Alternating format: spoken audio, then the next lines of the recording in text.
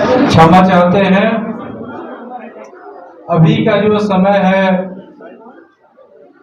वो diesel petrol का अब धीरे धीरे खत्म हो रहा है। हम जो बैटरी वाली गाड़ी है, बैटरी वाली गाड़ी समझिए कि हम उसका वो बैटरी है, और बैटरी तभी चार्ज होगा जब पूरे आदिवासी समाज दोनों अपना हाथ खड़ा करके एक साथ बहुत जोरदार तालियों के साथ अपने आदिवासी समाज का स्वागत करेंगे। बहुत बहुत धन्यवाद। अब हम लोग को लग रहा है कि पश्चिम चंपारण जिला में हम लोग खड़े हैं। आप सभी का धन्यवाद। परम आदरणीय इस मंच की अध्यक्षता कर रहे हम लोग के अभिभावक और खरवार समाज के विशेष दिशा निर्देशक हम लोग के चाचा उमाशंकर खरवार जी, आज बड़े भाग्यशाली हैं हम कि पश्चिम चंपारण बेतिया में हमारे बिहार राज्य अनुसूचित जनजाति आयोग के अध्यक्ष महोदय परम आदरणीय माननीय श्री शंभू कुमार सुमन जी हम लोग के बीच उपस्थित हैं। इसके साथ ही मंच पर विराजमान बिहार राज्य अनुसूचित जनजाति आयोग के माननीय सदस्य श्रीमान महेश्वर काजी जी,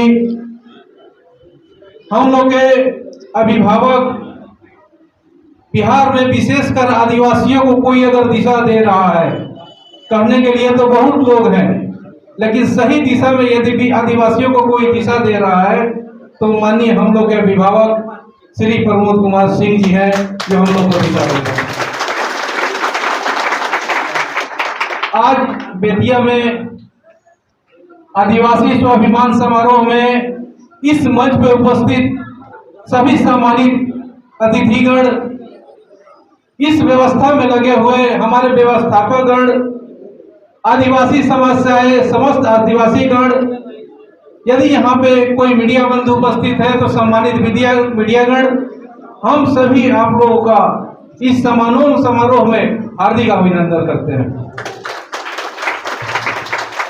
क्योंकि समय की बाध्यता है और बहुत कम समय में हम कोई भी काम करते हैं, सिस्टमेटिक करते हैं, क्योंकि लगभग 2 बजने को जा रहा है। 2 से 5 मिनट का समय हमको मिला है।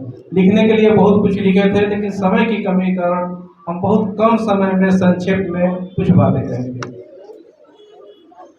सबसे पहले हम लोग का जो आदिवासी समाज है, ये हमें बताने की जरूरत नहीं है कि समाज में किस पायदान में हम लोग खड़े हैं। क्या हमको बताने की जरूरत है? नहीं है। समाज में, गांव में, क्षेत्र में यदि सबसे निचले पायदान पे कोई खड़ा है तो हम लोग आज हैं, और इसके पीछे कोई समाज का लोग, कोई भी बाहरी आदमी, कोई भागीदार नहीं है। सिर्फ इसके पीछे अगर कोई भागीदार है तो खुद हम हैं। कारण ये कि जब भी सत्ता की बात आती है, पावर की बात आती है, हम लोग पावर अपने हाथ से दूसरे हाथ में ले लेते हैं। क्या ये गलत तो नहीं बोल रहे हैं ना हम? अगर एक वार्ड का चुनाव लड़ना होता है तो हम लोग आगे नहीं बढ़ते हैं। एक मुखिया का चुनाव लड़ना होता है तो हम आगे नहीं बढ़ते। मेरे कहने का सिर्फ एक उद्देश्य है कि जब तक आपके हाथ में पावर नहीं आएगा, आपका कोई बात सुनने वाला नहीं। सबसे पहले पावर अपने हाथ में रखिए, क्योंकि जब भी पूजा होती है, आप किसी भी देवी कि कहीं भी स्थान पे जाइएगा तो सबसे पहला वर्ड आता है कि बड़ा जगता माई है, बड़ा पावरफुल बाबा होंगे। तो इसका पीछे कारण है कि बिना पावर का आपको कोई नहीं मानेगा, कोई नहीं। सबसे पहले सत्ता को अपने हाथ में रखिए। सत्ता में सिर्फ राजनीतिक सत्ता ही नहीं है, शिक्षा के माध्यम से एग्जीक्यूटिव बॉडी में जा सकते हैं, न्यायालय में जा सकते हैं, न्यायालय पद्धति में जा सकते हैं, पत्रकारिता में जा सकते हैं हम लोग। लीडरशिप में जा सकते हैं। ऐसे बहुत सारे स्तंभ हैं जहां से हम लोग वंचित रह रहे हैं।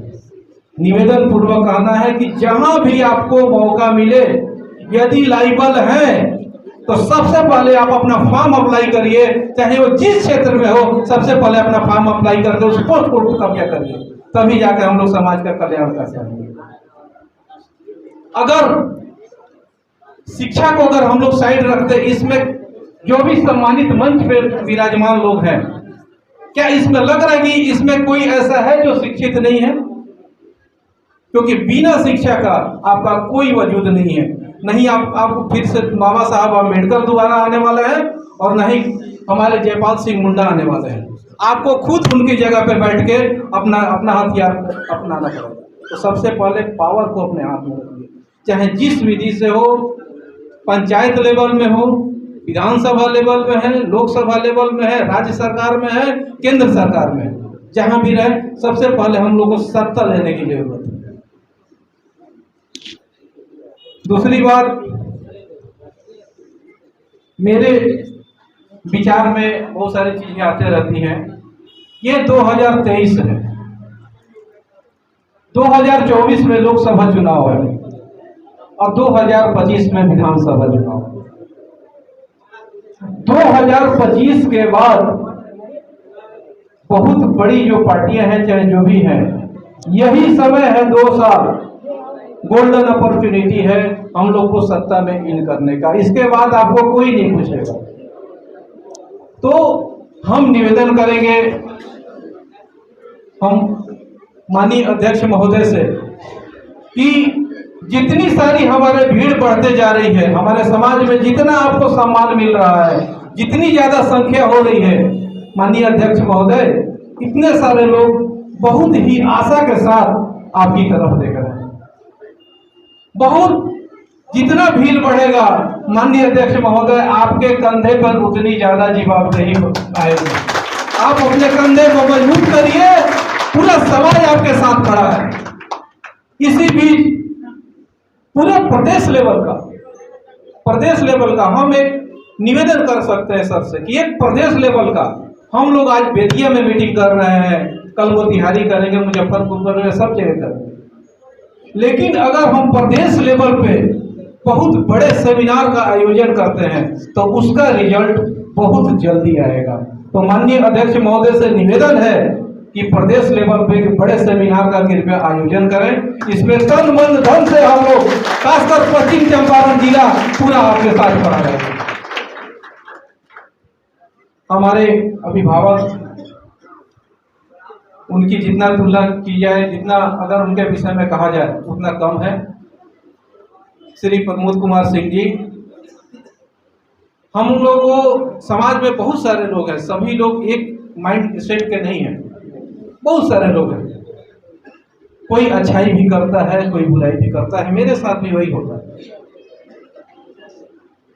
कोई कहता है कि वे प्रमोद सिंह तो राजपूत हमें, हमने क्यों काम मदद करिए।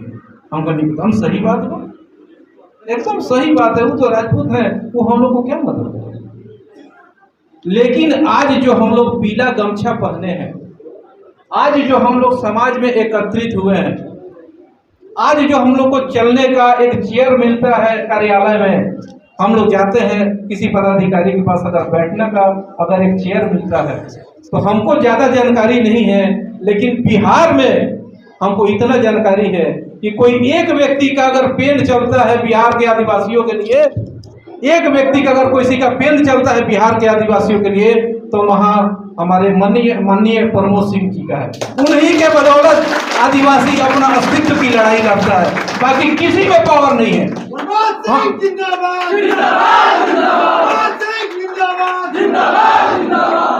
हम कहते हैं कि उनके 50% के बराबर आप नॉलेज रख लीजिए, सिर्फ 50%, 100% की बात हम नहीं करते हैं। सर के कार्यालय में हम लोग बराबर जाते आते रहते हैं।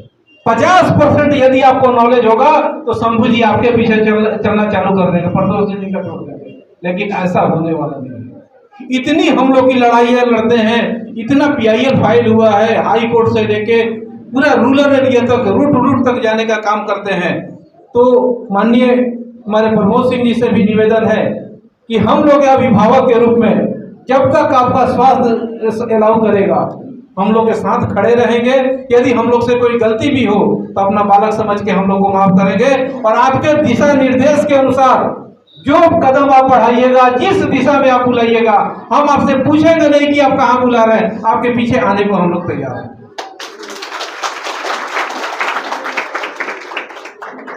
बातें और भी बहुत सारी हैं जो भी हम लोग आज बिहार सरकार ने एक बहुत क्रांतिकारी फैसला लिया,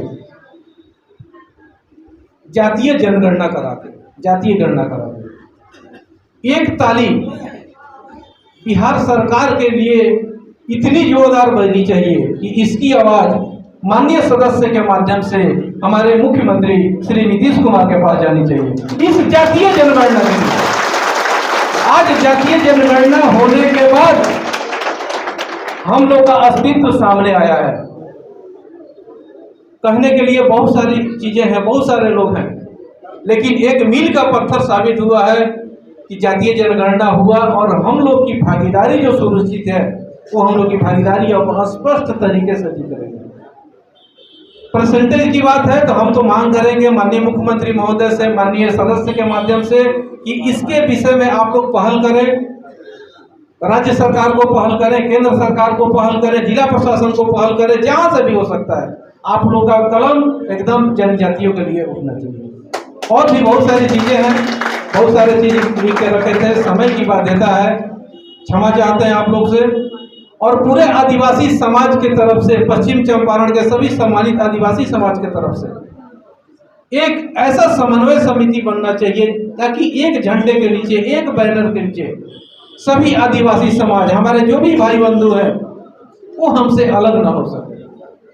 तो ये आप ही लोग के, हमारे परम आदरणीय चाचा जी हैं, उमा शंकर चाचा जी, महेश्वर काची जी, चाहे हमारे रामचंद्र सर हैं, जो भी है सम्मानित लोग हैं, आप लोग से यही निवेदन है कि पूरे इस जिला लेवल पे, प्रदेश लेवल पे एक छत के नीचे सभी आदिवासियों को एक करिए और अपने अधिकार के लिए हम लोग लड़े, हम लोग एकजुट रहे। इसी के साथ इस सभी आदिवासी समाज को एक बार फिर से दोनों हाथ उठा के सेवा जोहार, सेवा जोहार, सेवा जोहार। एक तीर एक निशान, नहीं है, पावर नहीं है। एक तीर एक निशान, सेवा जोहार सभी को बहुत बहुत धन्यवाद। चलिए, आपने जो है बहुत बहुत धन्यवाद।